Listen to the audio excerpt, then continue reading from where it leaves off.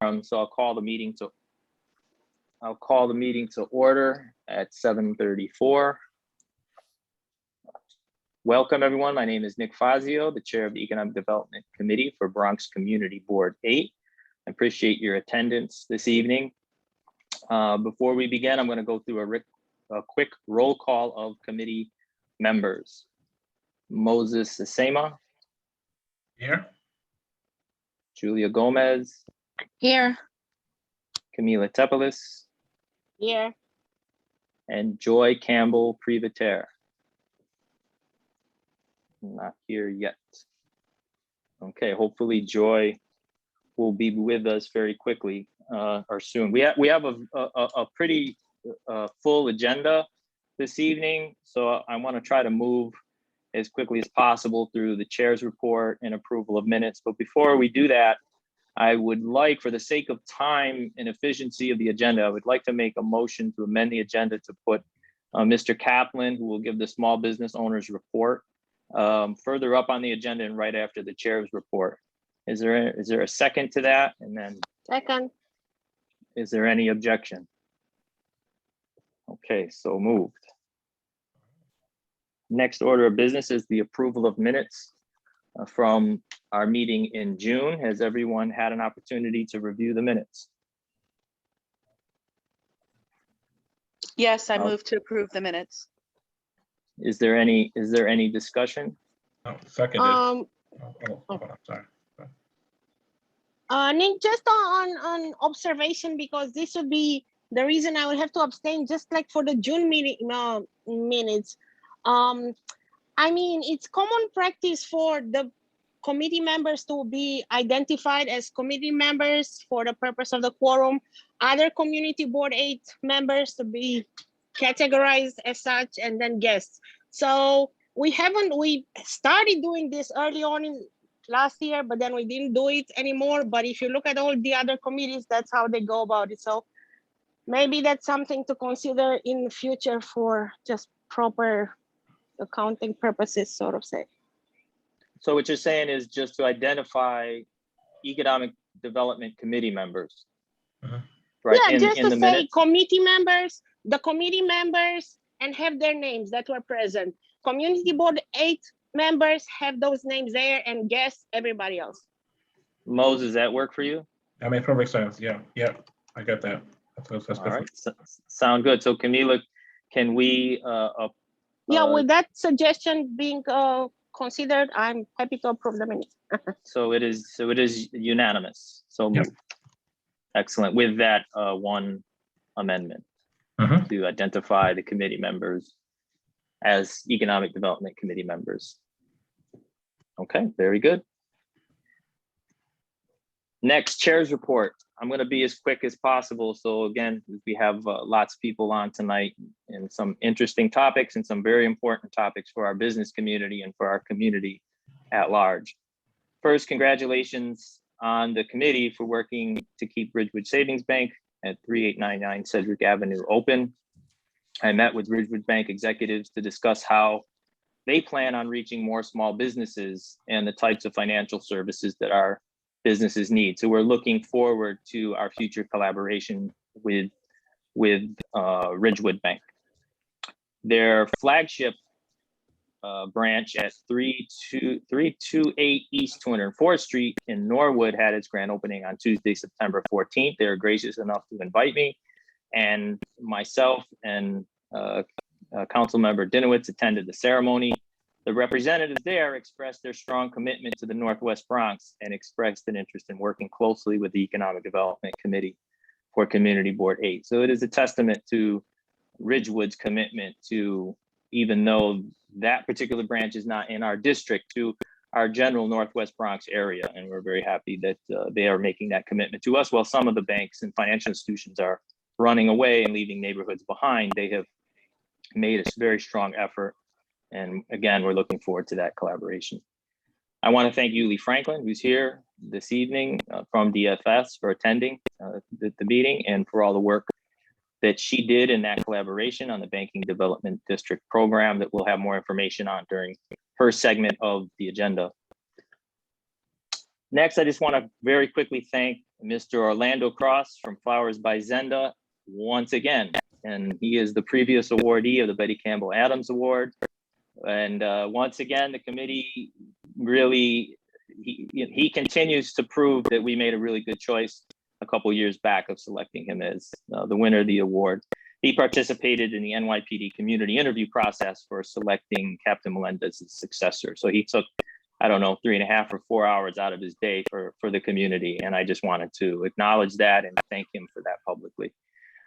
Speaking of the Betty Campbell Adams Award, our ceremony is going to be in November, which we will have our awardees for this year.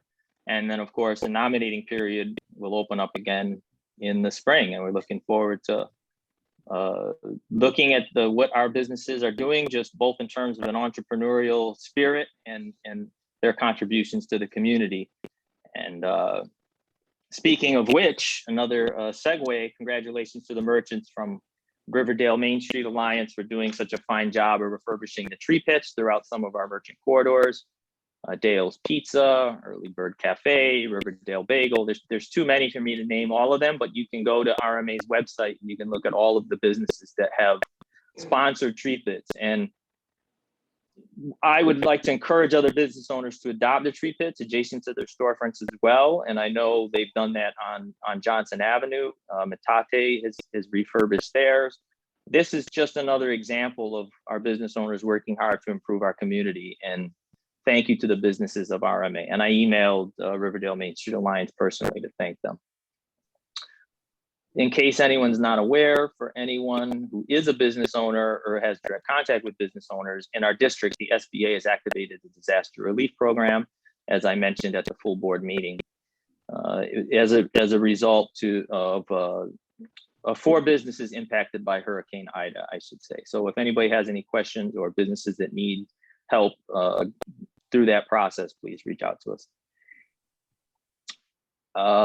There's obviously a lot in our merchant community going on right now in terms of vaccine mandates, and I think we'll have more to say later in this meeting. And I just came from the Bailey Avenue Business and Merchant Association meeting, and there were some business owners that were really expressed the difficulties that they're facing in trying to patrol for vaccines. And again, I'm sure we'll have more discussion on this throughout the meeting. And just last but not least, the board office is working with the New York City Economic Development Corporation to formalize our application for the graffiti-free NYC program that was thankfully reinstated, although partially reinstated. But Tanya and Kira are working on getting a list of establishments together for ADDC to focus on our district. And as some of you are probably aware, last year we worked on getting some discretionary spending from Councilman Rodriguez's office to do graffiti removal in the Marble Hill merchant corridor. And unfortunately, most of that graffiti is back already. So this is going to be an ongoing thing. And this committee has expressed its commitment to that. And we're going to keep working to that end, whether it's through the city council or through EDC. And next, I'm going to turn it over to, well, first I should ask if there's any questions from the report. And I see Camila's hand. Yes, hey, just to add that Graffiti Free NYC is actually online, and property owners and their representatives can actually submit directly consent online to have their graffiti removed. So Correct. So maybe we could just post that link at some point, or even include it in the minutes, or just simply ask the staff to have it available as a resource, because it's actually the property owner that has to expressly give the city consent for this, and it's a forever consent. So it's amazing that you don't have to re-register every time, but basically you give it, and hopefully it works as well as it sounds, right? That's a good point, and I think it's a great idea, because there is a way for us to essentially sign up certain areas under that program, but then there is the business that can actually create that form, and I've seen the form. I think it's a great idea to get that to as many merchants as possible with a little explanation. And Tanya Yeah, and I, we and- can work on that yeah. maybe early next week. Sorry, to just get to that out to mention our also, merchants. it's in English, Spanish, and and Mandarin Chinese as well. So that's great because people can directly submit. Excellent. You Excellent. Thank forgot, you. you forgot Bangalore. You forgot Bangalore, Camelia. Also in Bangalore. Oh, happy to hear. Happy to hear. Very Thank you. good. Excellent. Okay, Any have a good other night. questions? Good night, Tanya. Thank you. Thank you. Bye-bye. Any other questions regarding the chair's report? And I'm going to turn it over to the proprietor of Bronx Public, Seth Kaplan, who's a local entrepreneur. And we're going to hopefully have a business owner give us a report every month so that we can get somebody's, a business owner's perspective other than mine. And we'll get hopefully business owners from the community. And I do kind of have somebody potentially lined up for October, but I want to leave this to the committee at some point to email suggestions. But without further ado, Seth Kaplan, Bronx Public. Oh, let me also just mention that Bronx Public had volunteered to host our meeting when we were supposed to be live. So we want to thank them for that. And at some point, we hope to take you up on that offer, just not tonight. Well, thank you, Nick. I appreciate Community Board Economic Development Committee having me this evening. It is a pleasure to be here with you all. As mentioned, my name is Seth Kaplan. I am the president and one of the owners of the Bronx Public, located at 170 West 231st Street in the Bronx, between Albany Crescent and Bailey Avenue. I am a business owner, but I also grew up in the community.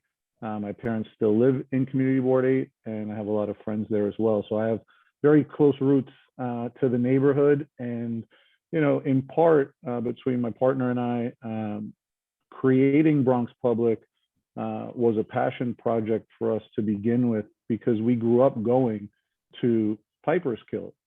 In fact, my mom likes to joke that it's the first place she and I ever went out to dinner together. So having the opportunity to keep the tradition of great burgers, wings, and beers going at 170 West 231st Street is a dream come true, and something that we're very proud of.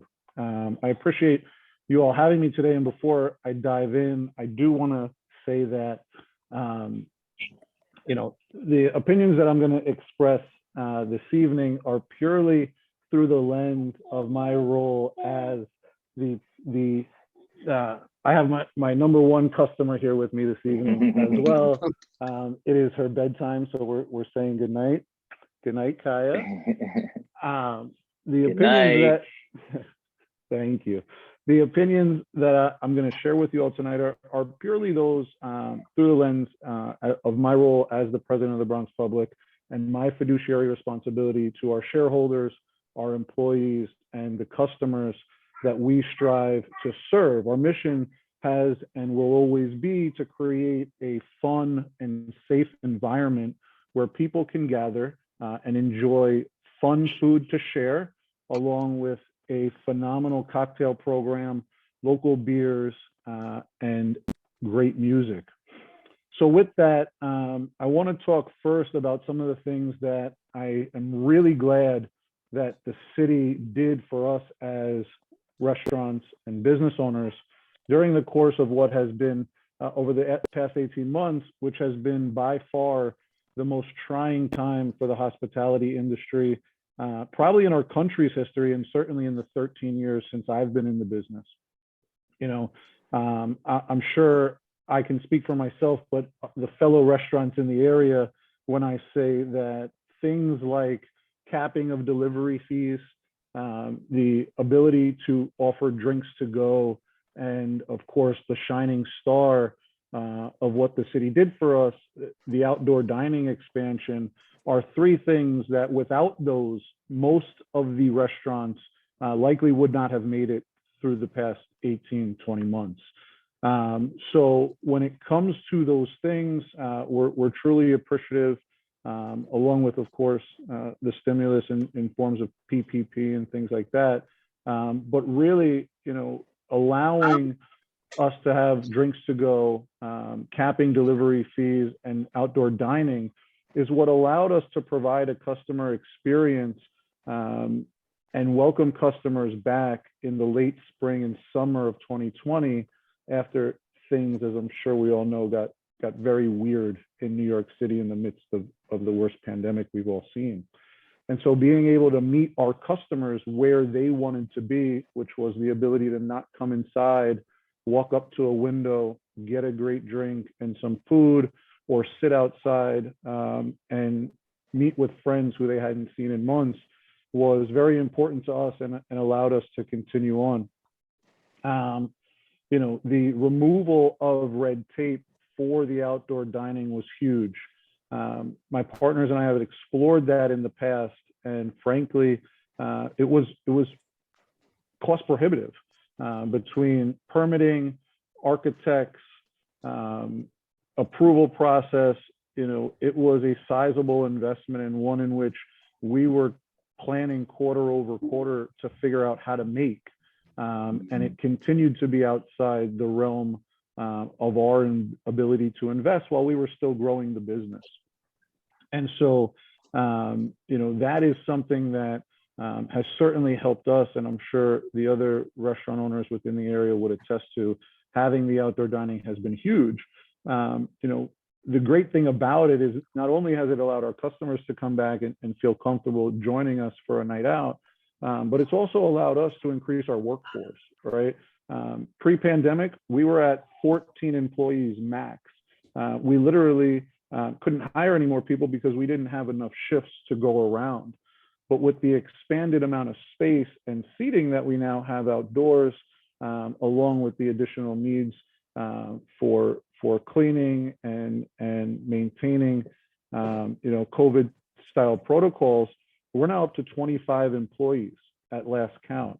So we've dramatically been able to increase our workforce because we have more ground to cover. And so I think that's a great thing, both for us as a business, as well as for the community in terms of the creation of jobs. And we hope that we're able to not only maintain that level of employment, but ultimately increase it over time as demand for indoor hopefully comes back. You know, with that, I think some of the struggles that we've had when it comes to outdoor dining and all of the ancillary things that come with increased space and people and seating are the lack of a single point of communication and the multiple agency enforcement. You know, for us as business owners, the checklist is never ending, right? Just to open our doors for a shift, you know, it seems like a never ending list of things to do, from payroll to insurance to banking, ordering, inventory, the list goes on and on. And so the multiple agency enforcement and the lack of communication has certainly been something that has been a struggle for us. You know, a great example is Department of Transportation showing up one day and asking us to make a change to the outdoor, and the fire department coming by and saying you're all good the next day, and then the Department of Transportation coming back and saying no, you got to change it again. And so those are the type of things that have happened during the course of this, and you know, to some degree, absolutely to be expected. A lot going on in a very short period of time, dramatic changes, but it also imposes unnecessary costs to us as the business. You know, I think a great example of the lack of communication and costs that were incurred from us as a business is that we really invested a lot in terms of to-go. If any of you are familiar with our storefront, we completely altered the dining room and put a to-go window where indoor seating used to be, a whole station that didn't exist before. We completely redid the window so that it could open and create a space where customers could walk up to the window without having to come inside, in large part because we were able to offer drinks to go, which was certainly something in high demand by the community. that was an investment not only in infrastructure, but in equipment. And to be given only 24 hours notice that that was going to be going away, I think is entirely unfair to us as businesses. And certainly, you know, whether it was to stay forever or not is beyond my control. And I understand that it might have had to go away, but the fact that we were given 24 hours notice, you know, the cost to do what we did is one thing, but we then buy inventory in advance that packaging, right? Drinks to go packaging with secure lids and seals to comply with regulations. So, you know, we order that stuff a month in advance. We're now left holding the cost for inventory that we can no longer use. And so that's an example of something that I think was, you know, could have been done differently. We could have been given 4 weeks notice. You know, certainly every drink to go that we sell comes with sales tax that ultimately goes to the city. So from that standpoint, we're partners in some sense. And, you know, that was a hard one for us to swallow.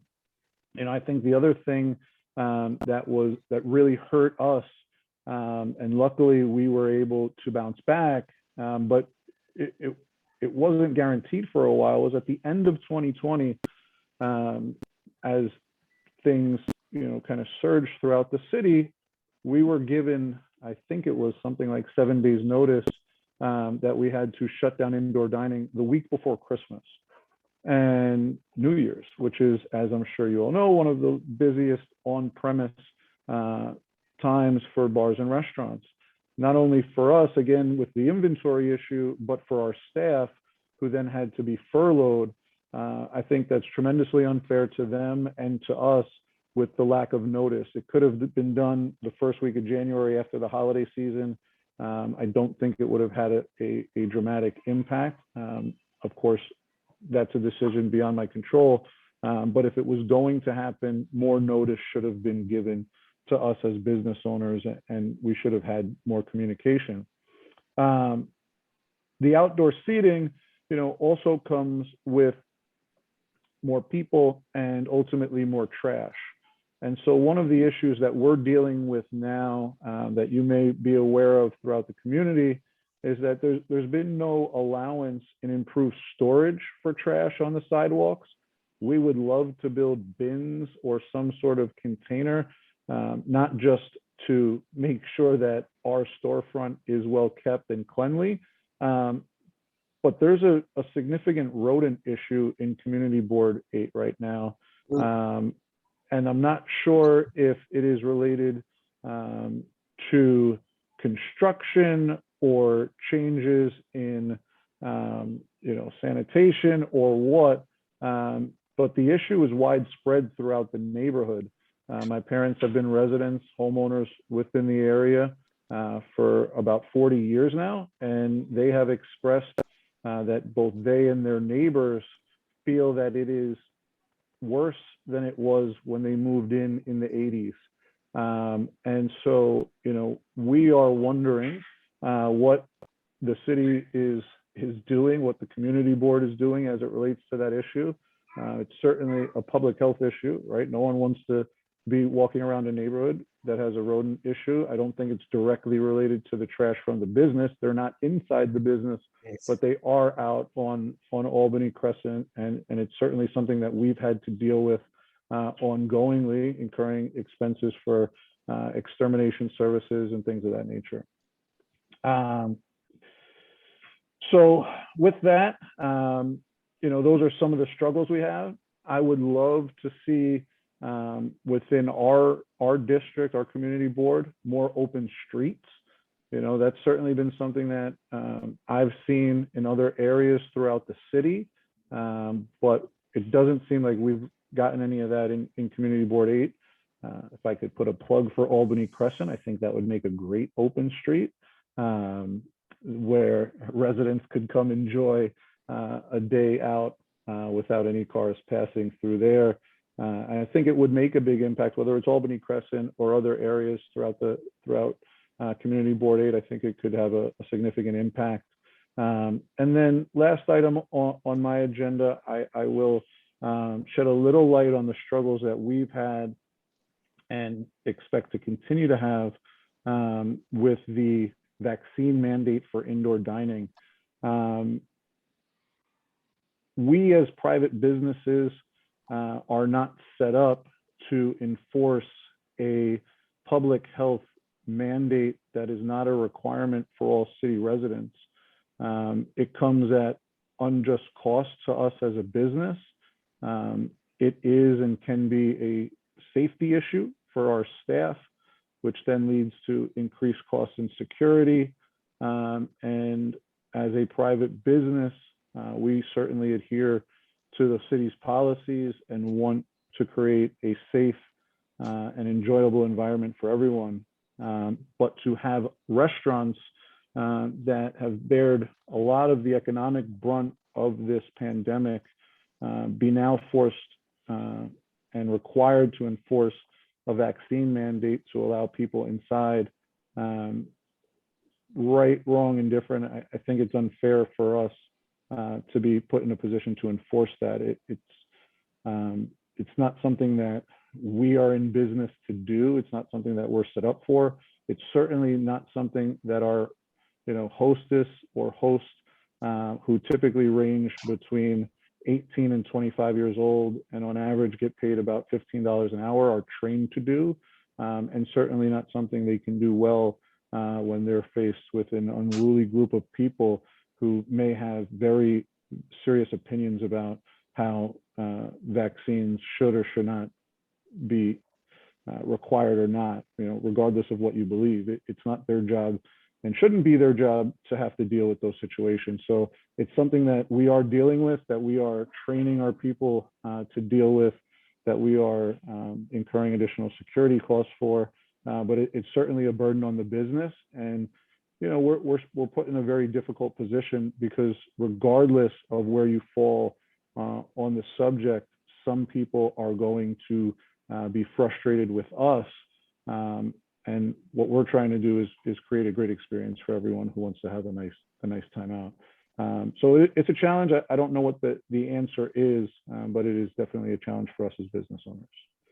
So thank you for having me this evening. I really appreciate it. Happy to answer any questions that you all might have, but really appreciate the opportunity to share some perspective with you this evening. Thank you so much. That was very informative and insightful. I know firsthand, it's a heavy lift to run a business. It was a heavy lift before the pandemic, and one thing after another has been thrown at the businesses. So it's good to hear your perspective, both on what has worked and what hasn't. And I think you've given the committee lots to think about and discuss. I will open it up to the floor for any questions from committee members or from community board members or from residents at this time.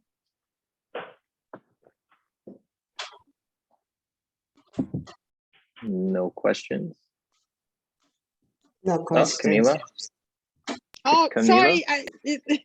Okay, so I just wanted to say such a profuse thanks for every word that you said, because we just had a full board meeting where let me say thank you as a sign note to Nick for speaking up on the issue of sidewalk cafes, because each and every point that you made, I happen to run Morris Park Business Improvement District. All businesses there would repeat each and every single point that you made, Seth.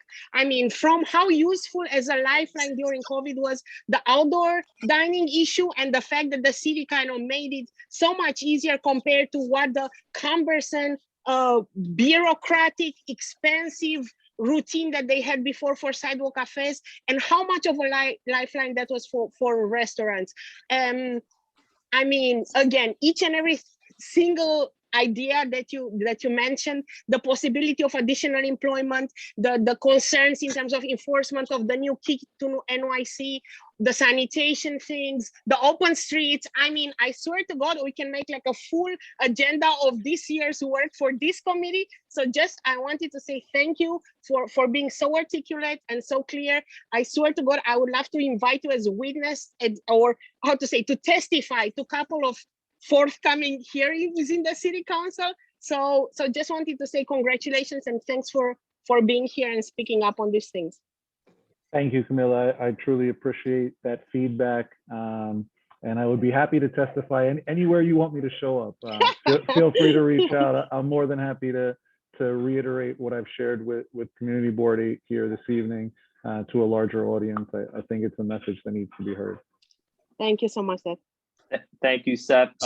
We will, and just for people who are not aware of the recent Land Use Committee meeting and the full board meeting, there was a very thorough discussion on open streets and the procedure by which we will transition to a permanent program. And I do see that we have DCP, Jutan Hortzman is on, and we're going to have that later in the agenda. So if Seth, if you can stay on, I know you got your hands full. You got a little one and you're running multiple businesses simultaneously in the midst of a pandemic. But if you can stay on, it would be greatly appreciated, but no pressure, and we thank you.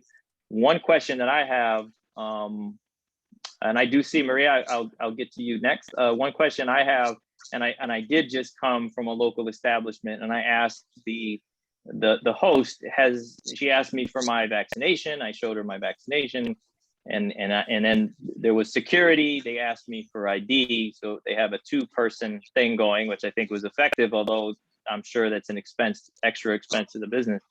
But I said, is anybody giving you a hard time? And her response was everyone.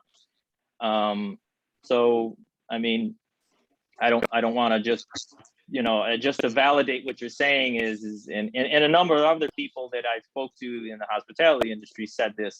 It's unfortunate, and I was hoping that this was going to go better, but it's not going well. And my hat's off to you and to the businesses. And the most important thing is that I hope that everybody stays safe, because there are some really strong opinions both ways, and it would be really unfortunate if some businesses were injured, or God forbid an employee was injured as a result of this. Go ahead, Marie. I'm sorry. Thank you. It was very interesting to hear you, Mr. Kaplan. I walk regularly on 231st, and I gotta say, the kids there outdoors it's a nice crowd you have. I did have a request for you, and that is the cleaning and clearing the drains between your outdoor structure and the sidewalk. They really are filled with trash, particularly at the end of the where the structure is in front of the laundromat. No one seems to clean, so dirt builds up, trash gets compacted, and it would be great, water spills over. It would be great if the staff could clean the entire drainage system. But you have a lovely place. Well, thank you, and I appreciate you bringing that up. It's something that we've definitely been working on. We actually made modifications to the platform itself to allow for better drainage. We also have a cleaning staff there every morning, and before we open, that does clean that area. I will tell you that as quick as we clean it, more trash comes, and because we are on a hill, it rolls towards us. So it is something that we try and monitor throughout the shift and keep an eye on, but it also does pile up as quick as we can remove it. But it's something that we are paying attention to, and we will try to continue to improve our clearing of that area. Thank you. They don't clean that area, by the way. As I walk, I even asked the lady in the morning, could you also clean? But no. So it has piled up. There needs to be serious cleaning because there's a lot of dirt now mixed with the garbage. Well, I will text her and make sure that she knows Yes. for tomorrow morning it needs to be cleaned, because it is on our checklist, and I do see it get checked every day, but if it's not happening, then I will make sure to make a note of it. So I appreciate the insight. Thanks a Thank lot. you. Thank you. Thank you so much, Marie, for your question and your comment. I just want, for people who are not aware, the business owners, even though they have, we have DSNY, Department of Sanitation, they also have to pay for additional trash removal services that they pay out of their own expense. The taxpayers' dollars do not pay. So they are supplementing the cleaning of this neighborhood, not to mention power washing the sidewalks, doing a lot of times their own graffiti removal, which of course this committee is trying, and it is a really, I don't know, Seth, if you don't want to share with us, you don't have to tell us, but I've heard from a number of businesses what they pay for trash removal, and it is a real significant expense. Thank you again for your question, but please be aware that the business owners are paying a lot of money for trash removal and trash pickup out of their own pocket that some people might say that the city should pay for and should handle. Yes, Miss Liz. Hi, how are you? I Great. agree with him on a lot of things. The Roden, I'm on Kingsbridge and you off of University Avenue. And our store owners do clean, but we don't get, to me, I haven't seen a truck go by and sweep the streets. Certain area is so dirty and when store unclean, we have no nobody else. Like we live near the armory, around the armory, it's terrible. So it's something that we need to find out what the city is doing in certain areas and certain places that they own. They're not doing their job. And the rodents, forget it. They run you out. But we need more. I'm sorry, Miss Liz, would you do you happen to have the board email address? I believe I do. Would you do me a favor and email in care of Kira Gannon and Tanya Otsuteca exactly what you just spoke to us about, and I want to share with our chair of our sanitation committee, Bob Fanuzzi, and our contact at DSNY exactly what you just told us, and that would be terrific if you could endeavor to do that. I would greatly appreciate it. Thanks a lot. Thank you. Any other questions for Mr. Kaplan? Okay, again, Seth, thank you. If you can stay, great. If not, totally understandable. Excuse me, Chair. I just wanted to yes. also do a shameless plug that if you guys call, if anyone makes a 311 complaint for any of the issues that we've discussed, you can also forward that to our board office, and our district chair is amazing at following up and making sure they're addressed and making sure they're addressed timely to try to make sure that our community board gets the attention that it deserves and needs. Absolutely. Miss Liz, did you get that?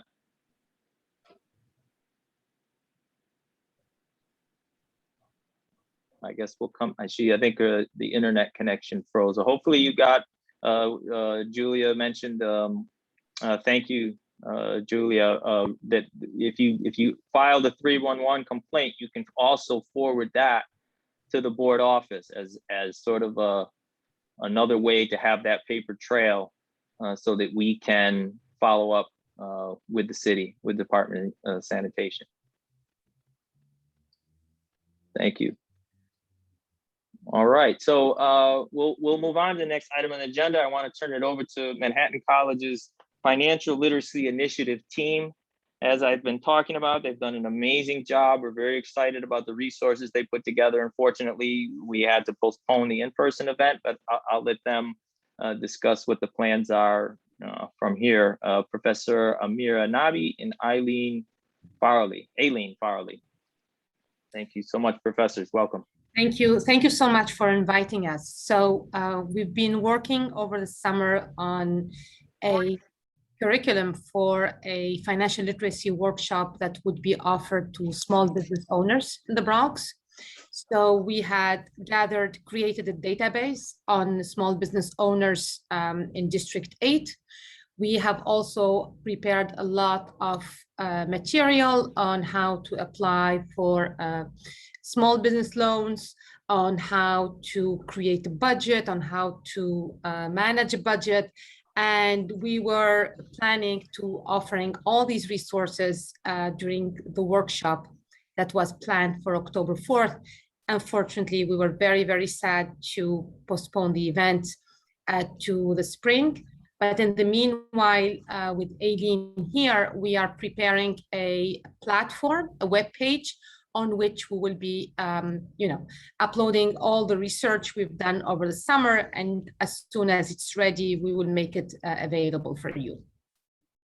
Aileen, I don't know if you want to add something. Yes, I mean, we've tried to contact everybody we've been in contact with. I sent out an email a couple of days ago. It was a very, very hard decision to cancel. Nick and I had lots of conversations also, but the way the COVID regulations at the college are, it's nearly impossible to have an event like this with people from outside. Even with the students inside, it's hard to have events, and I'm struggling with that. So we apologize that we have to postpone it, but it just doesn't make any sense. It wouldn't be what we wanted it to be before then. So we'll work really hard getting the database, the website up and running so people will have a resource, but hopefully this spring things will change. Some mandates will change. Everybody, numbers will go down. I'm praying. And we'll be able to do it in person at Manhattan College. We'd love everybody to come. Like we're really excited about showing you the buildings, having people come to the college and the event, but it's just not in the cards for now. Sorry, Well, thank you for all of the work. We're really excited. I don't want to put any pressure, but we can talk. But if it's ready by the October meeting, our next meeting is October 28th, we could have a presentation on the website. If not, then we can follow that up either in November or December. But you have an open invitation. And again, we really appreciate what you're putting together for our small businesses. And all the good things come to those who wait. So we'll anticipate a real good time and a wonderful event in the spring. And as I understand it, we've got some financial commitments to some of our local businesses and financial institutions. So we have money, we have a venue, we have a program, we have a curriculum, we have everything. So you folks put everything together. Now we just need the epidemiological side of things to cooperate, and then we'll have a wonderful event. And in the meantime, our businesses can take advantage of the resources that Manhattan College has put together for free, by the way. I mean, not for free because it was your sweat equity, but it's for free to the businesses. And again, that's a testament to your altruism and your energy and enthusiasm and passion. And you've motivated me over the spring and the summer, just working with the both of you, and as well as with Moses on this initiative. So thank you very much. Is Thank there you. any? I'll open. Thank you so I much. just want to say one go ahead. thing. There's also a group of students that are dying to volunteer and help with this. Just so you know, I put a call out over the summer, and from all the schools, I've gotten students, they are willing to help too. So, maybe a handful, but we have a team. It's just, we can't do it yet. So thank you though. Understood. It will happen. We will have faith that eventually it will happen. I will open it up. Any committee members, board members, or guests have any questions or comments for the professors? I hope you don't mind. I'll just call you the professors. Is that okay?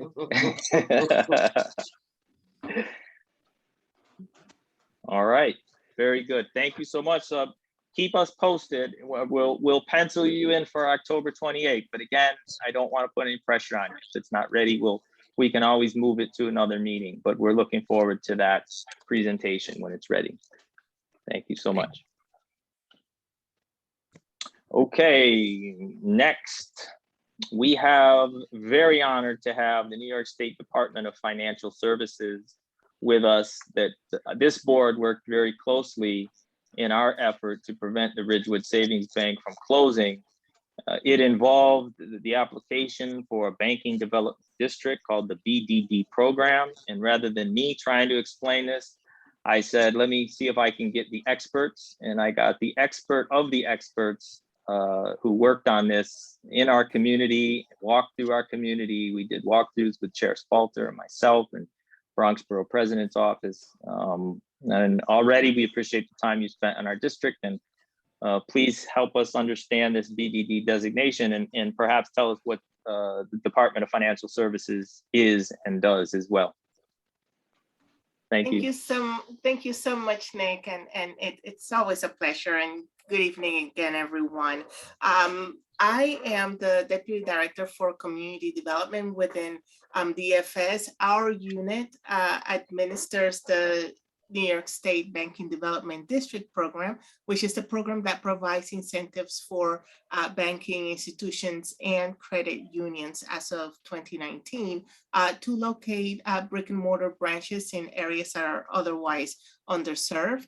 Our unit also reviews all matters of bank applications, whether there are branch openings, branch closings, which is how we also learned about Richwood, and seeing as it's also the unit that administers the program, you can connect those dots.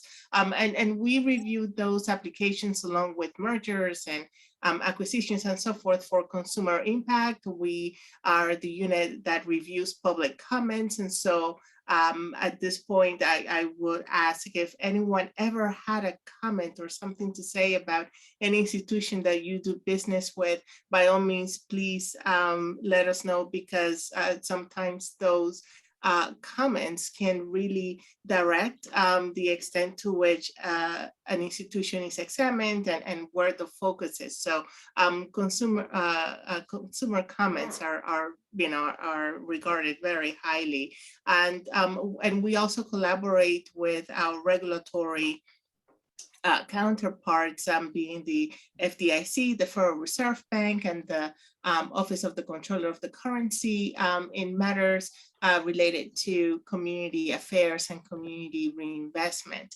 The larger department, the New York State Department of Financial Services, which was formed in 2011 from the merger of the former New York State Banking Department and the former New York State Insurance Department. It's the agency that regulates banking institutions, credit unions, mortgage bankers, brokers, loan originators, and all matters of insurance service providers with business in New York State.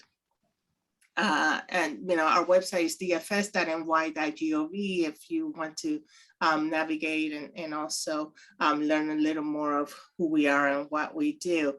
This evening, I will provide you with a brief overview of what the Banking Development District Program is and does. And I was also advised by Nick that there may be a lot of questions about the program. So I'm certainly looking forward to those. So from the beginning, BDD program enacted in 1997, again, for the purpose of providing incentives for banks to open branches in otherwise underserved areas across the state. The applications are submitted as a co-application with the municipality where the Banking Development District is going to be located, for the purpose of ensuring that the BDD is being formed with the blessings of the community, obviously. And so that's why it's a co-application process rather than just the institution applying. And so what is the incentive for banks other than good press? Well, that branch is able to access up to $10 million in subsidized rate deposits from the New York State Office of the Comptroller. And the subsidy, it's 100 basis points from the jumbo CD rate. The banks can also access up to $25 million in market rate deposits from the state comptroller. And as an added bonus for branches located in New York City, they also have access to New York City Banking Development District deposit funds, which has been increased now to up to $20 million in subsidized deposits. And so those deposits, although not necessarily, directly reinvestment or turning to funds for lending, for example, what it does is that it allows an institution to show profitability, which then allows it, to compete for, other CDs, for, reserve funds. And it's what allows a community to maintain those, their doors open or to open doors in a community. We don't just say, well, take the deposit and thank you for locating a branch here. We also have an expectation that as a result of receiving those deposits, the banks will then actively engage the communities, provide affordable and accessible banking products and services, including credit products and services. Participating BDD branches are also required as of 2011 to provide or support financial education efforts within the BDD or adjacent, as long as it's serving the community within the BDD. And that's something that they report to us on an annual basis, but I will get more into that later on. Just some quick stats. We currently have 52 banking development districts across the state, of which 8 are located in the Bronx. And those are in community districts 1, 3, 4, 5, and 6, and in the portions of the neighborhoods of Van Nest, Soundview, and Williamsbridge. Now, the process of designation, as Nick mentioned, really is a partnership between the institutions and the communities in need of access to the banking services. And it can be initiated either by an institution itself interested in either remaining or entering a market. It can be initiated by community, by its advocates. And in those cases, then we work with the community closely in ensuring that institutions that may be contacted to sell them on the opportunity to serve the community and access these deposits are hearing not only from the community, but also, with the awareness that we are supporting that effort. When all ducks are in a row and I's are dotted and T's are crossed and there's an application. Oh, before I get to that, so here's the role of the community board here in New York City, which is very unique to to the city compared to the rest of the state, and one that I find very, very important is that in the city, as we don't have the town of Brooklyn or the village of Queens, right? So what we have boroughs and we have borough presidents, and so in New York City, that banking development district applications are submitted by the institution and the borough president's office. But before it gets to the borough president's office, it comes to you for approval prior to the signature of the borough president. And so I was, it was a delight to see the, the quickness with which the community board worked with the borough president's office. And so I thank you and congratulate you for that, because it really it proved true the need and the support that the designation has for things to have moved that quickly. So once that happens, and once an application is approved, then the institution is able to access the deposits for an initial 4-year period. And in that 4-year period, they report to us on their activities, and we report back to them on the extent that those activities are meeting those goals, or whether they need to consider certain partnerships and things of that nature. At the end of the 4-year period, then that progress report becomes a request for the renewal of the deposits. And so rather than, than us just saying, oh yeah, you're doing a good job, or, oh, please consider this or that, it's, our recommendation to the Office of the State Comptroller is either to renew the deposits or to renew the deposits with probation, which means that at the point of probation, that means that, we had been warning you about, strengthening certain activities and outcomes and such. And if we see that not happen the following year, then our recommendation may be for non-renewal of the deposits. I mean, all that to say that once you are in the program, the deposits are not a guarantee or a promise to the institution to keep these for posterity, but they really have to demonstrate the extent to which A, they need them, and B, the extent to which they are providing a valuable and impactful service to the communities that they are serving. So that is the Banking Development District in a nutshell, and I welcome any questions that you may have. Yes, Moses. Moses.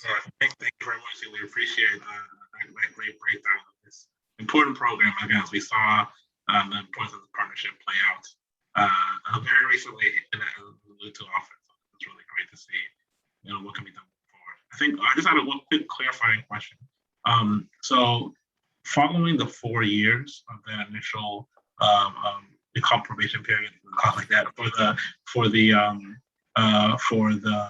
new teachers in the program, that renewal that you guys work on, is it every year or is it going to be every 4 years? How does that? Every year, every 12 months, yes. Wow. Okay. Thank you. Have you had the follow-up? Is there been a situation where you've had to recommend against an organization, I guess, that has operated in that fashion? Yes, I cannot disclose, I can't name names, but I can say that, after working with some institutions and seeing that, there was really no path for improvement or a reversal of the, of the shortcomings, we've had to recommend non-renewal of those deposits. So Yuli, quick question here. So for instance, you mentioned certain programs that the bank or initiatives that the bank is now, once it's given the designation that they have to sort of initiate within the community. The initiative that I just described, coincidentally, the Manhattan College Financial Literacy, which I do believe Ridgewood has committed to supporting, would that be something that would fit the program, so to speak? Absolutely, especially if it's serving the community, it's almost picture perfect. And so this is an activity that we would expect the bank to report on if it forms a partnership, with Manhattan College, and if it doesn't, we would also want to know why. And so short answer, yes. Great. Okay, professors, I hope you heard that. I hope you're on. I hope you're still on, and I hope you heard that. That's excellent. I see Camila has her hand up. Oh, and then I have a follow-up, but go ahead, Camila. I'm sorry. Thanks so much, Ms. Franklin, for being here and obviously for considering the application. I know Ridgewood was successful with similar applications in at least sort of 2 other areas in the Bronx. So we definitely hope they would be approved. But I was just wondering, two quick questions. One, when would it be known for sure if the designation was approved? And 2, kind of a personal curiosity, you probably know, we actually, in our community board, we lost a bank, a Chase branch, that's in an area that's very sort of geographically, not isolated, I would say, geographically separated. It was a branch that was serving 5 to 10 large buildings, primarily with senior citizens. And we really tried our best to kind of keep them here. We organized like rallies, community rallies. We had elected representative support. But my question kind of tends to be, honestly, do you feel like smaller banks, you know, the Ridgewood style, smaller community banks tend to be more sort of willing to undertake these administrative steps such as this designation versus large banks? I mean, to the extent you can answer this question, you know what I'm saying? Kind of just your feeling about this. But again, one, if the application, when is the expected date of decision on application? And two, some comments about these larger banks versus smaller. Yeah, thank you so much. Sure. Thank you so much for those two questions, Camelia. So one is a lot easier to answer, and you know, in terms of when a decision would be made, we published a formal receipt of the application in our weekly bulletin some weeks back. I failed to recall the exact date, please forgive me. But that started our 60-day clock to provide a formal response to both co-applicants, meaning Ridgewood and the Borough President's Office. And that date is early November, I believe the 2nd or 3rd. As far as, who does better work where, we, throughout the existence of the program, we have worked with institutions large and small. Currently we, City serves the Banking Development District in Central Harlem. And so, that's an example of, a larger institution that, that is in the program that finds it worthwhile to participate and to, serve the community through the program. So I think it's really a matter of whether it's in an institution's strategic business plan to do so and to expand into into certain markets, what their what they want their branching network to look like, and a variety of other regulatory factors and things. Thank you. So yeah, just a follow up to the community initiatives, small business initiatives within the community as a part of the BDD designation for the co-applicant. What are, I believe that this committee will, I think we should at some point brainstorm some ideas, but what are some other examples of initiatives that have been carried out in other districts that have done things like improve financial literacy for small businesses, increase the number of small businesses that are banked, right? Expand sort of financial services and things to that nature. Sure. We have seen activities such as small business days where, small businesses are invited to the branch to, to engage, the branch manager and staff, and sometimes they will invite SBA representatives to answer, related questions. We've also seen institutions that will actually canvass their communities on a regular basis and visit those businesses and ensure that their banking needs are being met, and if not, offer business solutions for them. They have also provided financial literacy courses or workshops, I should say, aimed at addressing the needs of small businesses. Some of them have also engaged small businesses on a one-on-one basis to provide technical assistance in writing a business plan, for example. So those are some of the activities that I've seen most commonly. Excellent. Thank you so much. Very, very helpful. And it gives us something to go on and to think about. Assuming we get in November, we learn of the approval, something for us to work on with Ridgewood. And I hope that this committee will be actively engaged with, supporting those initiatives and working with Ridgewood to on those initiatives that we feel are appropriate, for our businesses. Are there any other questions for you, Lee Franklin from DFS? One more thing that I would like to share, if I may, is, as Sure. you are mentioning partnership with Ridgewood, it's the importance of that partnership with an institution, within the program. It's very clear who are the we can't have favorites, but we have seen that the more successful banking development districts are those that are actively engaged with the community. In New York City, those that are actively engaged with their community, with the community boards within which the BDDs are. And so I certainly, applaud your efforts in ensuring that, this is that if approved, that it is a viable BDD, because the bank is going to need you as much as you will need it. It's going to be a very symbiotic relationship, as you will find.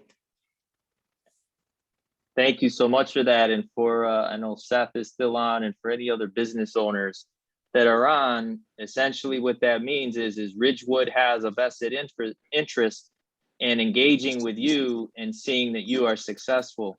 So we should let our business owners know that we have a financial institution, if approved, once approved, that they have a vested interest in partnering with our small businesses. And I know that would be welcomed as a small business myself. I think that's going to be fantastic. Great. Yuli, thank you so much. Thank you so much, Nick. I look forward to working with you in the future, because we've had a lot of bank closures going on, and we want to keep you informed. Please do, and anything we can do to help. You have my business card. Absolutely, looking forward to it. Are there any other questions for you? Thank you so much for your time. Really appreciate it. Thank you. My pleasure. Good night. Good night. Okay. Next on the agenda, we have, is Best Buy here? I don't think Best Buy is here. Catherine Brito from Best Buy. No, well, we do have a new neighbor in Community Board 8 in terms of our commercial corridors, and that is Best Buy. And Best Buy has reached out to us to ask us what they can do in the community. I thought this would be a good opportunity to brainstorm, but hopefully we can re-invite them in October, and we can engage with Best Buy in terms of so that they can tell us what they're doing in terms of workforce development and other community programs, and we can tell them what we think would be good for our community.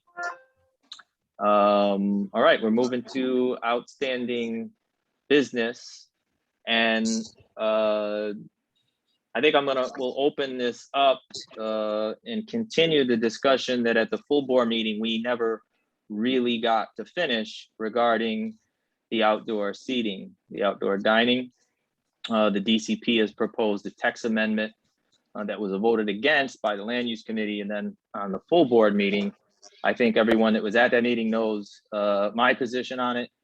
The proposed amendment change will eliminate the current zoning regulation for Sidewalk Cafe, which is the first step in the process for establishing a permanent program. I think a little bit got lost here, and Yutan, I really appreciate you joining us this evening. I think a little bit got lost here, sort of in the quirkiness of the sort of regulation, the executive order, who is responsible for what, and maybe you can clarify for the committee, because unfortunately not everyone on the committee was able to attend the Land Use Committee other than myself and Camila Tepelis, who is all on the Land Use Committee. And not everyone had an opportunity to comment at the full board. So please Take it away, Jutan. Yeah, thank you. So for those of you who don't know me, my name is Chetan Horstman. I've worked with city planning for almost 14 years. I've been a liaison for Community District 8 for I think almost 8 years now, just to give you all a heads up. I think I've seen quite a few of you before, but there's probably always a new face out there. So just letting you know who I am. So I did present or worked with a team, Navardo Lopez, the duty commissioner, as well as Fernando from our office and myself. We all presented the open restaurants text amendment. So just kind of stepping back and giving just a quick overview of what the situation is today, kind of what the proposal is, what the idea is in the future, just so we're kind of all thinking together in case some people miss some of the other. So the idea of the open restaurants is kind of twofold.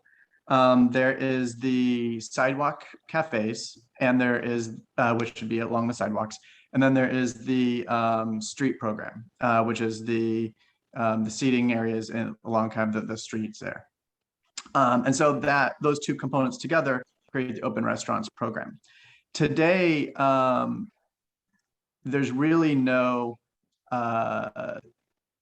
legal entity regulating the street program. There is a DOT program that they do have a street program that I think there's something like 22 restaurants in the city that use it. But the idea is to create this more permanent option. The sidewalk cafe program, however, has been regulated and has been in our zoning resolution for quite a while. So today it lives in the zoning resolution along with many other zoning rules. And so DCP, city planning, basically regulates the zoning. We review these applications. But essentially we work kind of hand in hand with the Department of Consumer and Worker Protection Division, which was formerly the Department of Consumer Affairs, for throwing out all the acronyms of agencies. And they kind of regulated them on a regular basis as far as they worked with the, through the city planning application process. They basically have to show compliance with the rules, and then those restaurants work with the DCW. I always have to look up that acronym because it's new to me. So under the proposal, so now actually let me pause. Then of course COVID happened, and the pandemic.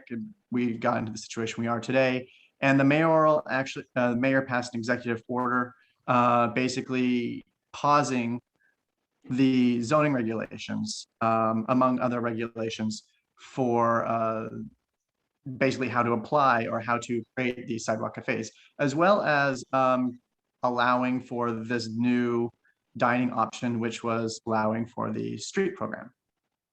So this created two new programs, and I know Seth had an opportunity to speak earlier. Thank you, Seth. That was actually really interesting hearing from someone who is using this, and as you were saying, it's really been a lifeline for you. I think in some of the analysis that we did since the summer of 2020, we estimate almost 11,000 restaurants and over 100,000 jobs have been saved in some capacity due to this program.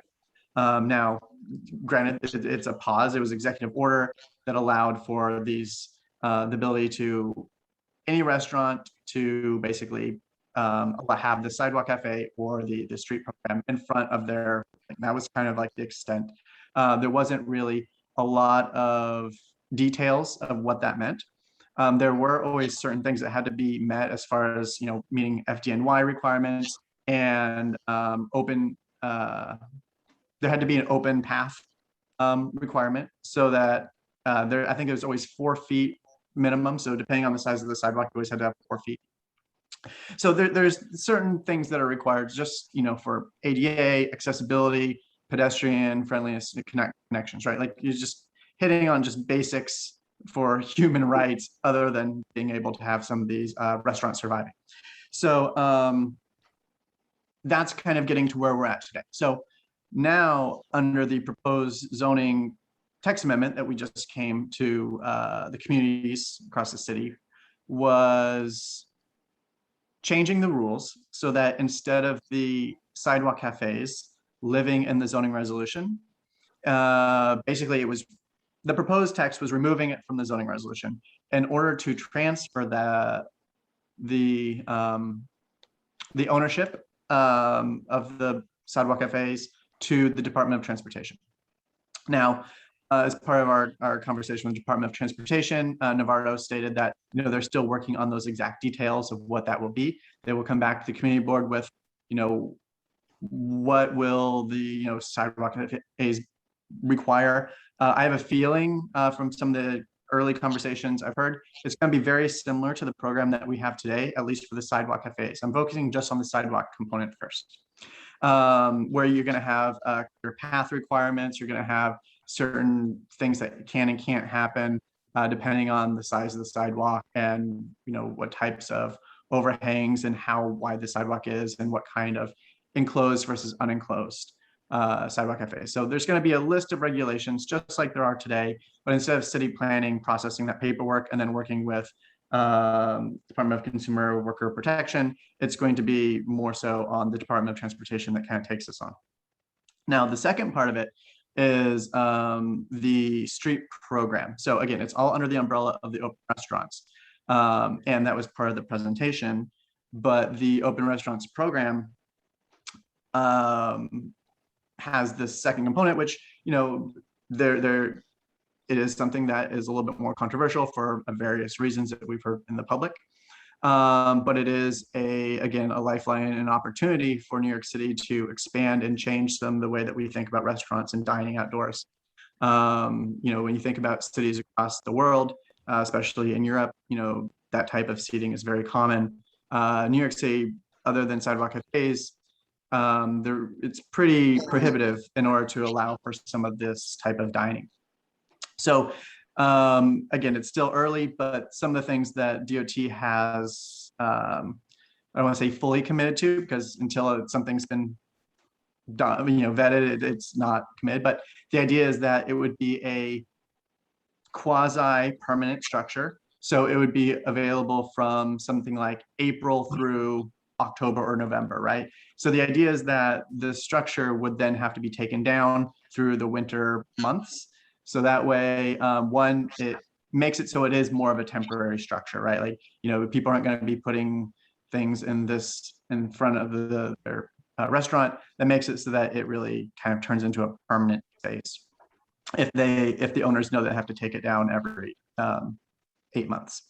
The other part of it is for cleanup. So things like sanitation, snow removal, things like that are more intensive in the winter.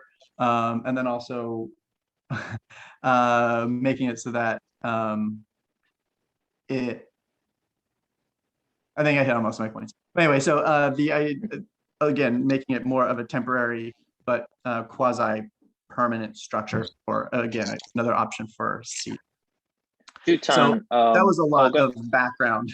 Yeah, go into. No, thank you. I really appreciate it. And I should have premised your introduction with a couple of things. Number one, it was brought to our attention at the full board meeting that, well, some people indicated that they thought this was an economic development issue. Jutan and I were in contact in the spring on this text amendment. And if the committee members remember, I did forward you the proposed text amendment in the spring, but Jutan was dealing with other text amendments simultaneously. And then we had a bank to save all at the same time. And then we had the summer. So the timing of the meeting was such. So just to clarify for DCP's standpoint, they were willing to engage with us and give us the same presentation that they gave land use. Unfortunately, the timing didn't work out that way. So I really want to thank Jutan for coming today, sort of retroactively, if you will. And unfortunately, the vote has already happened. But there was, again, a discussion that we didn't get to finish. I won't debate particular points because, number one, Chuck and the chair of land use is not here, nor are some other people that felt very strongly. But I think the important thing to note here is, and the committee did get a copy of the executive order that I forwarded it to you all, is that under the current system, under the current regulation, the DOT and the Department of Health and the State Liquor Authority are the only governing bodies that are allowed to administer or operate anything under the Open Streets program, which includes the Sidewalk Cafe program. So as it stands right now, Department of Consumer Affairs, and this was verified by Department of Consumer Affairs and Workers Protection to me earlier today, has no role as it stands right now under the executive order. So the idea that changing the zoning resolution, again, at this point, this is moot, would change the authority from the DCPW to DOT is just, number one, it's not right, it's wrong, and number two, it's irrelevant. But I think that the important thing is, and the reason why I brought, asked Jutan, and I want to continue this discussion, is that this is going to be an ongoing discussion, and I think the Economic Development Committee has a central role in that discussion. So with that, I'm going to open up the floor to questions for Jutan or comments on the program itself. Go ahead, Moses.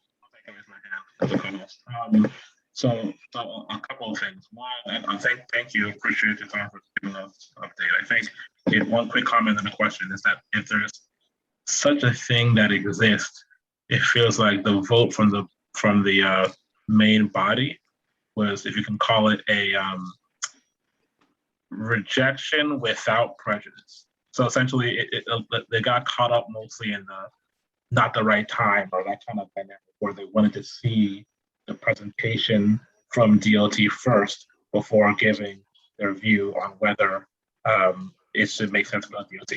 I mean, that may not be the right path to take, but I think that's the sense I was getting from generally discussion. And so that then dovetails to my question of whether if the program for the street dynamic is kind of not yet set and so thinking through it, is the idea for DOT that these kind of open streets general would be governed under the same authority or under the same program? Or do they also intend to split up this idea of no, sidewalks are separate, streets are separate, and we're going to approach them separately? I'm just curious because it seems like these paths are kind of running in parallel but not together.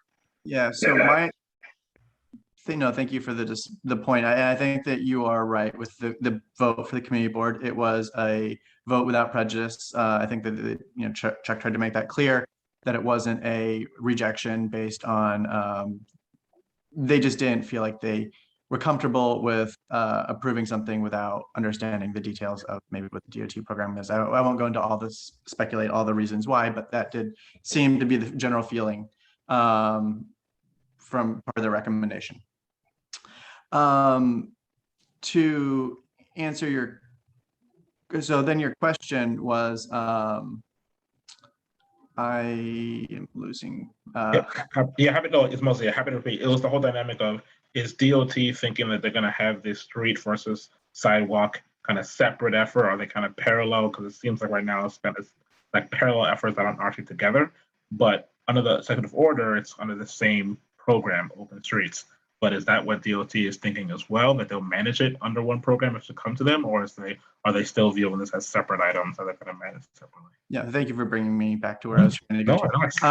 So my understanding, and again, everything is in flux until the plans are written and DOT is out presenting it, but is that there would be essentially a new division within the Department of Transportation, which would handle the the open restaurants program as a whole. So it would be reviewing the applications for the sidewalk cafes. It would be reviewing the applications for the street program. But again, I can't speak to what that means and to what extent, but that, and we did say in our presentation that it would transfer control of the sidewalk cafes from the Consumer Affairs Worker Protection Division to Department of Transportation, and that would be a division that they were going to create, which does require staffing up and other things that has been essentially discussed and at city council is something that they would give more funding to make sure that they could do that. So, but I don't have all the details on where those discussions are right now. Thank you. And again, just to clarify, as per the executive order, right now, the DOT is the administrator of the program, which essentially will be an emergency order, a perpetual emergency order if there isn't a permanent program. Is that correct? Yeah, so that's right. So DOT is basically in charge of the program right now until the executive order ends. And the idea of the timeline for any changes to the open restaurants program would be the executive order stays in effect until the new program is implemented, both the sidewalk cafes as well as the street program. Camila. Hey, Jutan. Camila. Thanks for being here again. I feel like sometimes like you're repeating these things like a million times to different community boards. I'm not surprised that. Anyways, thank you. It's okay. So first I want to say I'm super happy to hear from multiple economic development members, and also happy that that those of us that spoke out so clearly in favor of this in the full board meeting. Also, Juton, for you to know, all restaurants in my corridor over in Morris Park, and you heard today from Kingsbridge, all of them are really in alignment, in support of the ease of the regulations. And I think, and we all think that the direction in which DCP is leading the design of this process, there's full support on the ease of regulations on the sidewalk cafe permit, sort of along the lines of the existing program. One point where people are quite nervous about is the DOT and the challenges in terms of enforcement. I know it was an interim situation, sort of say, but I think it showed such a tremendous potential for innovation, for enthusiasm from small businesses. So, but they are still quite nervous in terms of flexibility and kind of not having rules that are exceedingly restrictive. But it does seem like the city is stepping in the right direction. So just wanted to convey that to you. One question that I had just to you in terms of your perception at the moment in time where we are, because we are in sort of in between administrations, right? And it was raised by Chuck over in full board, sort of why is DCP coming up with this now when there are 3 more months of a mayor and the new mayor kind of about to start, and also the former DOT commissioner, Polly Trottenberg, is, moved to working at federal level, and we will likely have a new DOT it's not known, but right. So all these questions about whether change of administration will sort of derail these incipient plans that DCP have. Do you feel like there could be something that I don't know, in my experiences, again, as a bid director, I can see how long it takes for city to set in motion plans. And it does seem like you are in a fairly advanced still beginning phase, so I would doubt that. But just if you can share some thoughts on this, on how the change of administration will impact this. Yeah, that's a good point, because like you said, like the mayor technically has 4 years. He should be able to do anything he wants for that 4-year term. Not anything he wants, right? Like, let's not go too far, but he's got 4 years to at least advance his policies and his vision for the city. I think it's important to note that in October of, 2020, the city council actually did vote to establish a permanent outdoor program. And the vote was, I'm looking at 48 in favor, 2 against, and 1 abstention. So even down to not just the mayor, but down to a local level, there was pretty overwhelming support for establishing a permanent outdoor dining program. I think that, granted, it happened at the end of the mayoral 8-year period, but COVID happened, and it was something that in his overall policies. He had to do some pivoting in order to help support the restaurant industry. Sidewalk cafes and other things are things that we've looked at and thought about for a long time about how to improve them. But I think that, sometimes it takes a big act in order for a change to happen or something to get those wheels in motion. And then it kind of created a universal support, at least politically, for that to those discussions to happen and that conversation advance, which is one of the reasons that the executive order is staying in effect for as long as it is. It's not just kind of a temporary and then it's going to end. So going from one mayor to the next, the next mayor will be able to step in and have a discussion on this. While the zoning resolution, which would remove the sidewalk cafe component from the zoning resolution, and like as Nick noted, isn't really actually even doing anything right now because of the executive order. The new mayor will be able to come in and actually put his fingerprint on what that new program will look like, because the final program would not be approved before, I think they're saying mid next summer, right? So there's a lot of time. There's going to be a lot of outreach from the transportation going out, showing you some of these things. I do want to hedge just a little bit on something you said at the beginning, Camelia, was about just the overall ease. Well, right now it is very easy to have the sidewalk cafe. I don't want to oversimplify it and say under the new program that it will be a free-for-all either, right? Like there's still going to be an application, there's still going to be a process, there's still going to be regulations. So I just want to hedge a little bit on that it's not just going to be and I have heard that there's going to be fees and other things. I don't know if that will be a one-time fee, a recurring fee, so there's some structures that will be built in place that we'll all have to see kind of together of how that comes together. But I just did want to point that out. And I think one of the things that also turning it over to the Department of Transportation or being out of the zoning resolution is actually maybe a better way of saying it, is the zoning resolution is very rigid. In order to make any changes, you have to go through a very comprehensive public review process.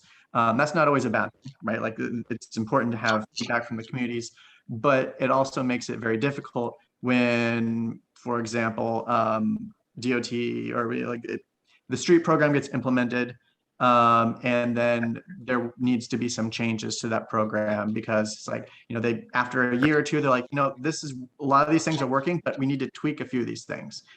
If it was through the zoning resolution, it would have to go through a whole other citywide process, an environmental review, a number of other things just to change that.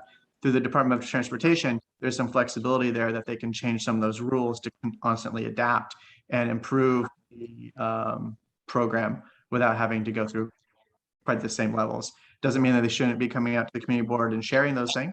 I'm always an advocate for keeping the community in the know and getting that feedback and having that conversation.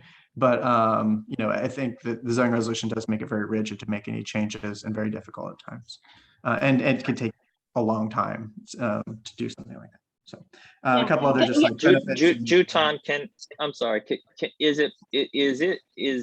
I mean, given, well, when is the public review over?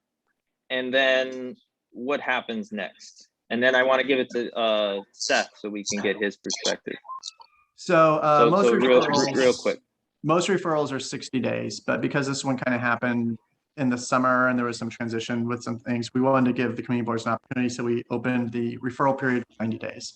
I think that referral period ends, it's next week. I think it's like the 29th of next week. So community board, and that includes the community board, the borough president, the borough boards, all of the public referral to the local stakeholders and around that time. It will then go back to the City Plan Commission where there will be another public hearing.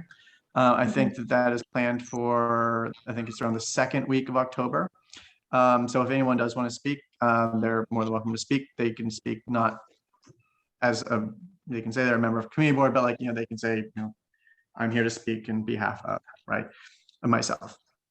But will you do us a favor and keep us informed of the timing of that so that I can get it out to my committee members as well as the business community? Certainly, yes. I'll let you guys know Thank when you that very public hearing is coming up. Thank you very much. And that's all remote. So you're able to, we have a system in place, but you can log in remotely and actually do it from work if you have 10 minutes to set. Thank you. Oh, Yep. I'm sorry. I just wanted to give it to, I'm sorry, I didn't Yeah, mean to that's fine. interrupt. That was, and that's going to go to city council, and then theoretically that would be approved. Okay, so I'm sorry. After City Planning Commission, it'll go to City Council. City council. And then go to the mayor's office. Yeah. Right. Ultimately. Seth.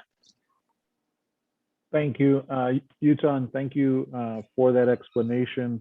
That was by far the most clear and concise explanation of what's going on with the sidewalk and street program that I've heard thus far. Echoing back to my earlier statement about communication to business owners, I'm not sure how we get the word out on a consistent basis, but that's something that would certainly be appreciated. There's a couple things that you said that jumped out at me. One, I'm really glad that the process to move it over to DOT is happening, and that the ability, the flexibility that will create certainly sounds like a great thing for business owners like myself. That said, when you say quasi-permanent structure, that's very concerning, given that we've invested tens of thousands of dollars into building both sturdy, safe, pleasant, enjoyable spaces that attract customers and make them want to sit outside. I'll also go back to the planning purposes, right? Having communication on what could happen is really vital for us, because we're making decisions 3 to 6 months out about how we're going to allocate dollars to create heating for people to continue to sit outside, from November to December through the holiday season, because people want to. And if we can heat it appropriately, it's an investment that we would be willing to make, and one that we're considering. But if we have to take that structure down, that makes us rethink our whole plan. And we're a little late in the game for that, frankly, because we built these things obviously out of necessity. Yep. So we built these out of necessity, obviously, to save our business. And if it does have to be a quasi structure, has there been any thought or consideration to, assistance offered to businesses for the removal, tear down, storage of some of these temporary structures that would, hopefully we could innovate them in a way that they could be taken down and then rebuilt year after year. Does DOT have any thoughts, or has it been discussed where, they would offer storage facilities for housing some of this stuff so that it's not wasted and just thrown out at the end of the year? Those are things that come to mind that, as you talk about quasi-permanent, and if there was a way to make them permanent, obviously keeping in mind snow removal and things like that, which as of right now, we handle that from the business side, both for our sidewalk and our curb. So those are just some things that jump out, but really appreciate the explanation. And again, thanks for having me tonight. No, I think that's actually really interesting, because we usually hear more of the just concerns about the program and not necessarily from the owners or the restaurant owners, business owners who are saying like, we want this program, we need this program, and here's the things that we have concerns about from a different perspective. So, I'll relay some of these points about, the concerns about, if it is quasi-permanent seasonally, how that can affect the business in a different way. I'm not involved in those conversations, but I can relay them to some people who are. Yeah, so thank you.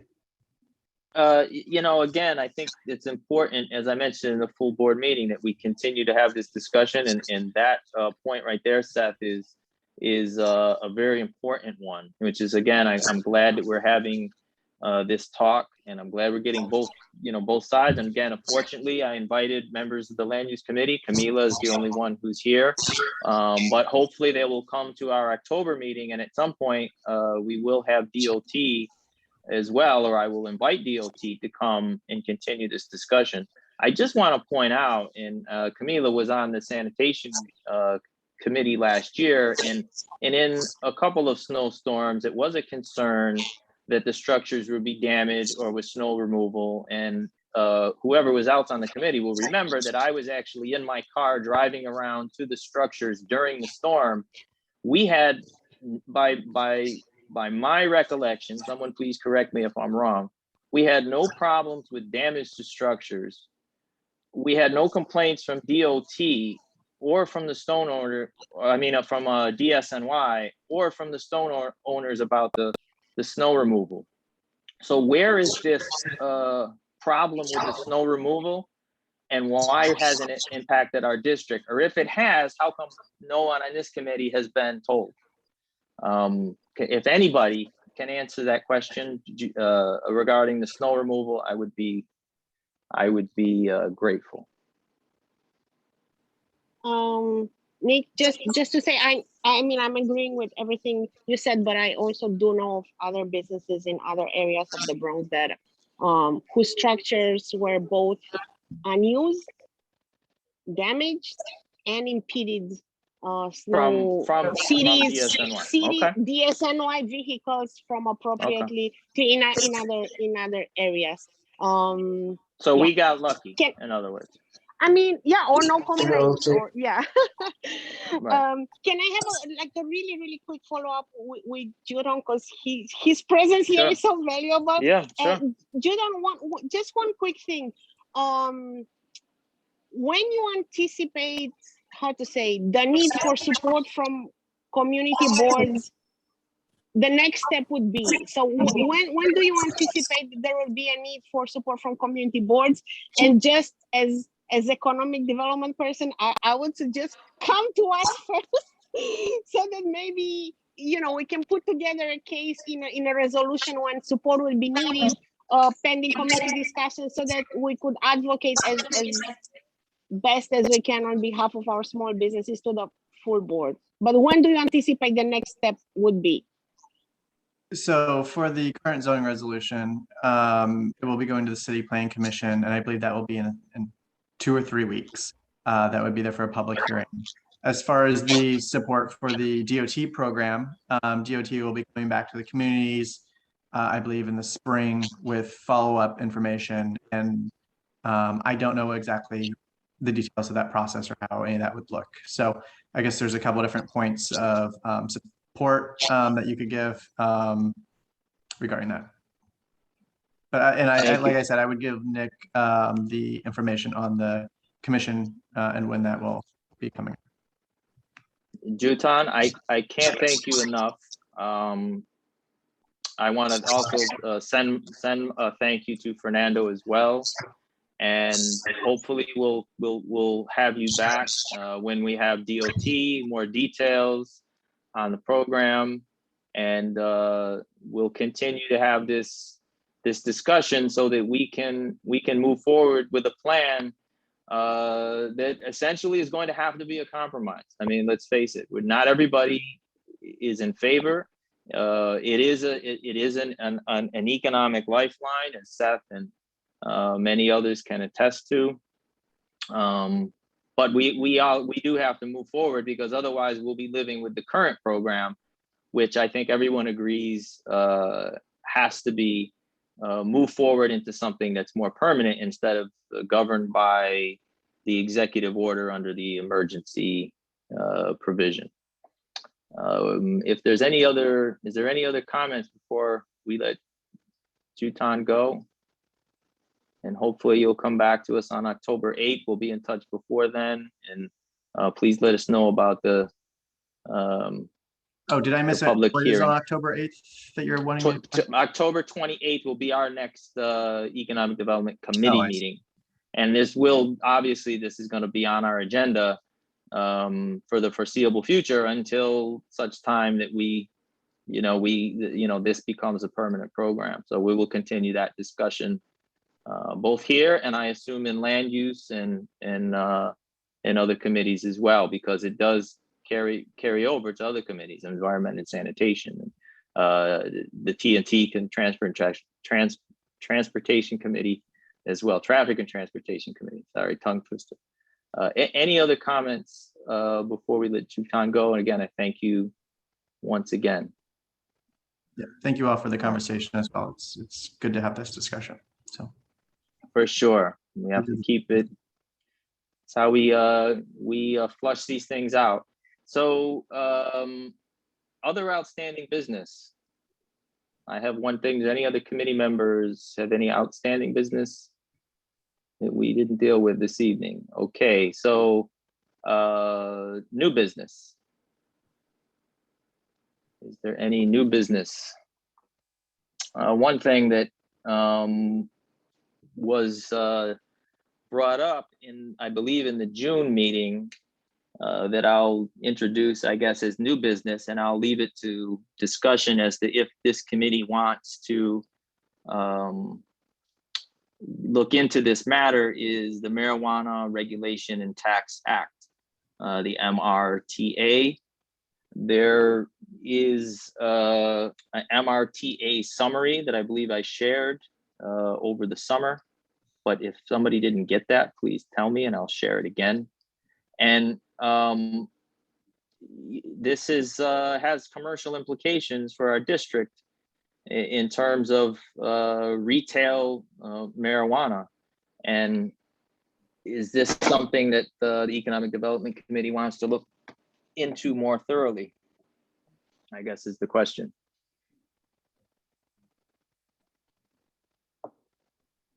I mean, if I may, my first sort of reaction is that, of course, it will sort of, how to say, we will know when the moment is when this becomes an issue that's immediately relevant for the community board. I would just say, just generally to keep it in our radar and see if there will be sort of applications submitted, if they require, the same like the liquor licenses, if they will require community board approval. I don't know, but I would tend to assume that would, as by our current procedure, it will go first to the the safety committee. We kind of noticed how it was a little bit tricky to approve the license of Tilila last June.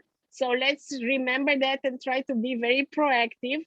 But as far as an immediate need, I would say let's just keep an eye out there, and when we need to deal with it, we'll deal with it. Any other opinions on that matter from committee members? I guess from me, the only thing I'll say is, I think this one is tricky from my perspective. I think my inclination is more of a no, as that I think it probably does it. I'm not sure that I feel that there's an immediate need for us to take this on, or even a need for this focus. Now, I think the question is going to become, will there be businesses that seek license to actually set up operations, and will those businesses seek out locations in our community board? I think there are many steps to get to where that actually being an issue, and I personally view it as unlikely. But I think for us to take this on proactively, actually would suggest that we want this to come to our community district. I think that's the only reason we'd be proactive. They would say, no, we want this. This is a new economic source coming to the city and the state. We want it to happen here. And if that's not the case, I'm not sure if we should be proactive and take it on. So that's just my opinion, my thoughts on that one. But that's the only thing that'd be my concern. Any other opinions? I would say I think it's worth us keeping an eye on, but if no one, until there's something to do, I think we should stay informed so that we can actively participate in discussions that may come up. But I don't know that there's anything for us to do right now as there are no businesses set up.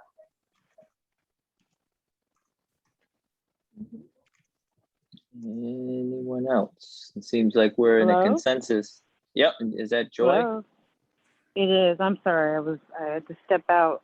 So I've kind of done a 180 on this, where I thought that there was real potential for getting in on the ground and promoting some of that restorative economic justice, that those tropes that the policymakers put out. But I've kind of done a 180.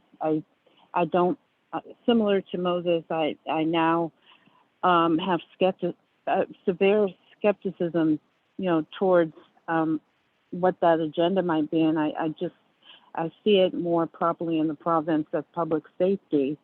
But I certainly in any event don't see anything on the immediate horizon. I think it's been disturbingly vague, this sort of, the platitudes, but then, how do you get from where we are to, these licenses and sort of, again, restorative justice to communities that have been hit historically very hard. It's just a boondoggle for us. I think our resources are better spent in other areas. Understood. Okay, well, I think we heard, I guess I'm the only one that didn't give an opinion. I like many people, I'm conflicted on this issue. It'll be interesting to see what happens. As I understand it, there will be a cannabis control board established, which will be modeled on the SLA, but not in any way related to it. And it will be independent. There is a method for their appointees from the governor and from legislative bodies and such. I think it's definitely something we should, as everyone mentioned, keep an eye on, because if it moves forward, there is nothing that I can read in the legislation that would allow the community board, if the city does not opt out of the exemption, right? And we assume that it won't, given sort of the political landscape, then there is nothing in the legislation that would indicate whether the community would have any say or input as to if, how, where, and so forth. And if that's the case, then the market will determine which businesses show up, rent space. The landlords will use their discretion, right? And of who they rent to and what the uses are entailed in that particular establishment. And then the customers will determine whether that they support that business or not. So again, I think it's something we should definitely keep an eye on, but I agree with everyone that there is a limit to what we can do, other than to keep an eye on how the city responds and what our role will be, if any, at some point. So interesting topic for discussion. There will be interesting times once this starts rolling out. And if there are any other comments, questions, and any other new business topics for discussion from committee members or guests. Just want to make a quick mention, Nick. There were a couple of new businesses opened over the summer. One of them is Sabor on Riverdale Avenue. One of them is a new clothing store that opened just very, very recently on 231st between Riverdale Avenue and Broadway. The Best Buy that you already mentioned. I think one or two food businesses on at 242nd and Broadway. One of my absolute favorites, and I'm one of the original members, the Female Fight Club on the north section of Riverdale Avenue that took over the Mathnasium.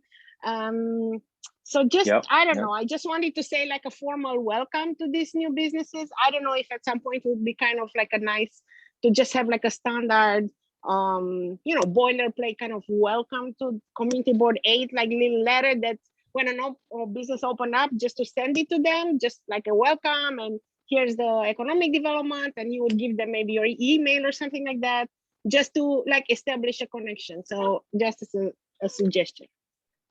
I think that's a great idea. Do we have any volunteers to draft us up a template?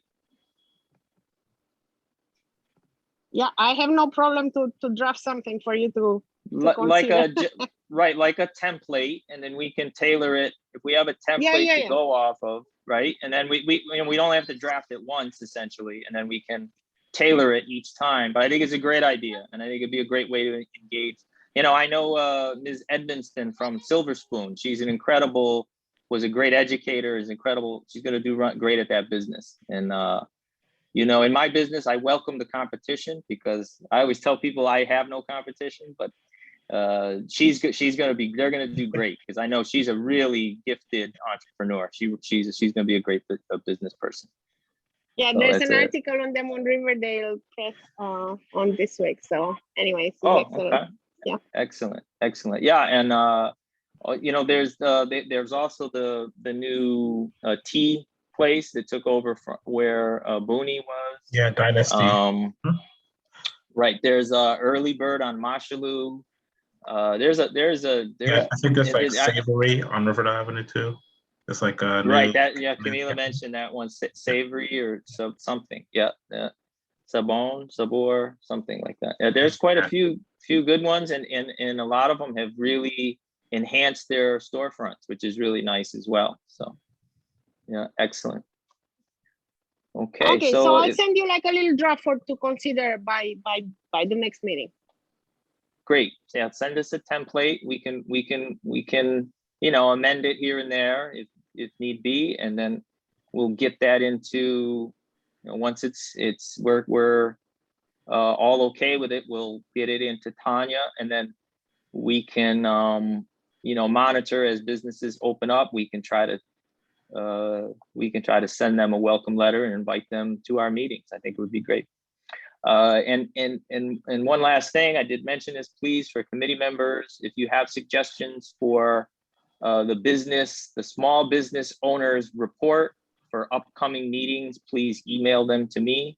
And then we can try to get at least one or maybe two small businesses give us a report like the Bronx Public proprietor did this evening, because I think it's very important for us to hear the business perspective, because we learn so much from them when we do engage with them, and we get there, understand what the city's doing right, what the city's doing wrong, and things that we can work on as a committee to support them. So if there are no more comments, I'm gonna make a motion to adjourn. Second. Okay, so move. Good evening, everyone. I hope to see you all on October 28th. Thank you, everybody. Bye, thank you. Good night, everyone. Thank you. Good night. Good night. Night all.